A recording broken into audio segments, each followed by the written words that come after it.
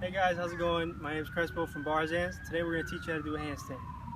Alright guys, so it's very important that before you start working on your handstands, that you warm up your entire body properly, because handstands are a full body exercise. You use a lot of your core, your back, your legs, and your arms to keep yourself balanced, and your whole body has to be engaged. So make sure you do a quick jog or do some jumping jacks, whatever you have to do to get warmed up.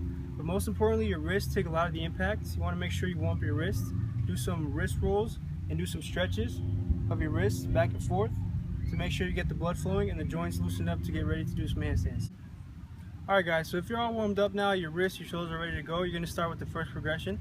Now honestly, I never used the wall to practice my handstands. I just kind of went into it, but it took me a lot longer than it should have. But if you want to speed up your progress, I recommend you use a wall, because many gymnastics instructors and many other instructors that teach handstands usually start with the wall. Even though I didn't, this is just a good progression to learn. So you're going to start by kicking your feet up against the wall. You're just going to keep your hands like about a few inches away from the wall and just kick your feet up and try to balance as long as you can that way.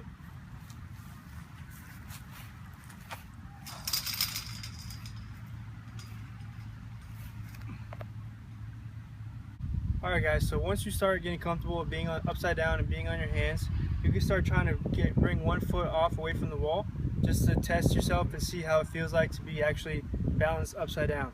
So it's going to look like this.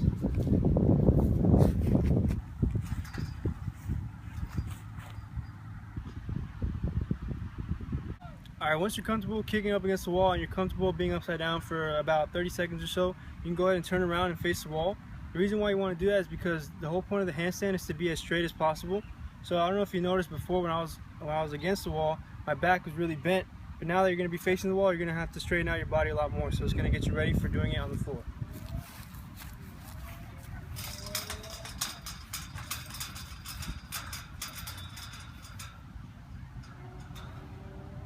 After you master them for about 30 seconds, you're going to want to start kicking up into a handstand.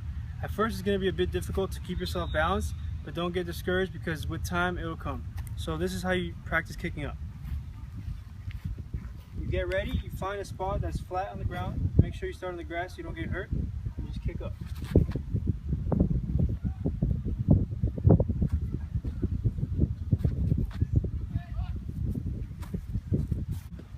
So if you notice the way I bailed out of the handstand, I either came back down to where I kicked up from or I twisted to the side a little bit.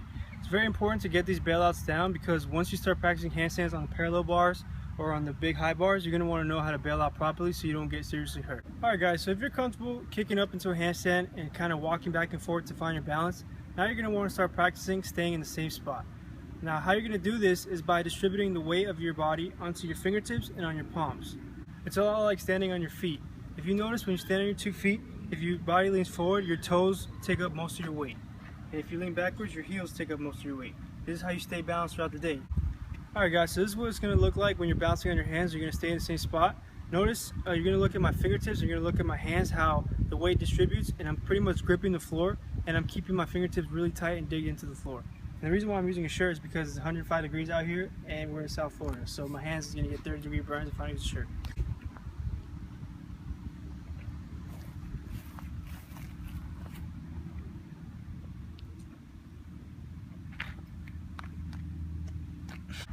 Alright guys, so as you may know, handstands are really a shoulder exercise, so you want to make sure you develop the strength in your shoulders to be able to hold yourself up and in the future be able to do handstand push-ups.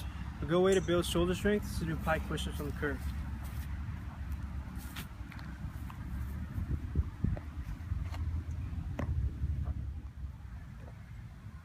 Alright guys, so this is what a frog stand looks like.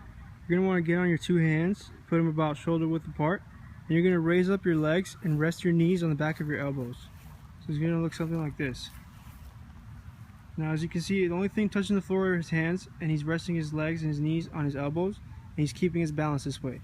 It may seem easy at first, but trust me, it can be a bit challenging if you're not comfortable with balancing on your hands. So you want to try to get at least 30 seconds in this position.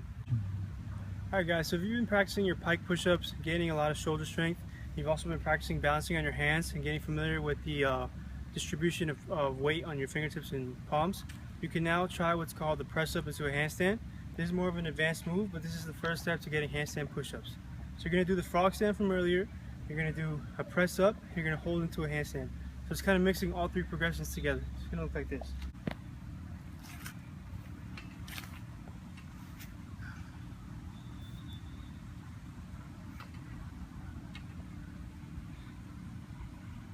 Alright guys, thank you for watching our handstand tutorial. Make sure you're following each progression step by step. Be patient and train hard and train smart, and you'll get it in no time. Tune in next week for a parallel handstand tutorial.